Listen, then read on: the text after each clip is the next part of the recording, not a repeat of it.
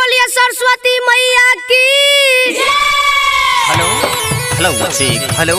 हाँ, श्री श्री 108 श्री नवयुवक सरस्वती पूजा समिति आप तमाम ग्रामवासियों को हार्दिक अभिनंदन करती है और करती रहेगी। तो उठाइए दोनों हाथ और प्रेम से बोलिए सरस्वती माता की जय। खुशी के समय सब मिल के भाई, ये खुशी के समय सब मिल के भाई, माँ शारदा के मूर्ति फूल से सजा।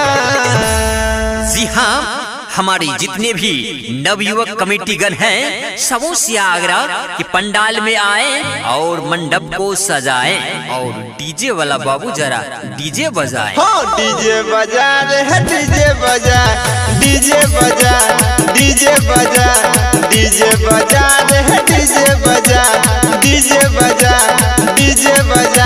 ये खुशी के समय सब मिल के भाई, माँ शारदा के मूर्ति फूल से सजा।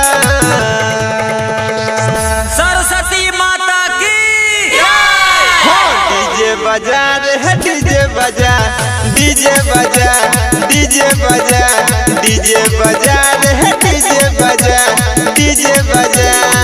अरे ओ भाई जरा बच्चों को वहाँ से हटाओ, गुब्बारा लेके भाग रहा है। ए बाबू गुब्बारा वहाँ रख दो। और हाँ, सबसे बढ़िया मंडप सजना चाहिए। म्यूजिक परसेंट पूजा है तो यही बेर धूमधाम से, पंडित बजा के लाहा बगल के गाम से। और ठाकुर जी से आग्रह है कि आप जल्दी आए। हाँ पूजा है तो यही बेर धूमधाम से, पंडित बजा के लाहा बगल के गाम से। जल्दी ही पूजा करा के जयकारा लगा माँ शारदा के नाम से। कोनो करे नहीं झमेल डाल इंजन में तेल, कोनो करे नहीं झमेल डाल इंजन में तेल, डान सड़क टरोली पे जल्दी चढ़ा। Hello hello. हाँ, जनरेटर ऑपरेटर से आग्रह है कि आप जनरेटर का टंकी फुल कर दें, क्योंकि अभी से जनरेटर लगातार चलेगी। हाँ डीजे बजा रे है, डीजे बजा, डीजे बजा, डीजे बजा, डीजे बजा रे है, डीजे बजा, डीजे बजा। और हाँ, स्टोर रूम का चाबी जिनके पास है कृपया जल्द से जल्द स्टोर रूम के पास पहुँचे, क्योंकि प्रसाद वितरण होने वाली है।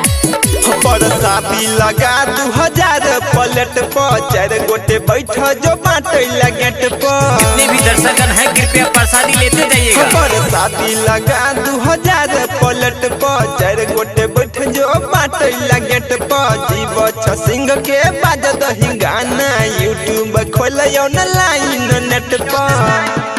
रबिया मित मुकेश सन टू कमलेश, रबिया मित मुकेश सन टू कमलेश, डीजे पर नचैसा ये ना नैला जा। अरे ओ उपेंद्र भैया, अब जीव सिंह का गाना बजाओ यूट्यूब खोल के। हाँ डीजे बजा रे है, डीजे बजा, डीजे बजा, डीजे बजा, डीजे बजा रे है, डीजे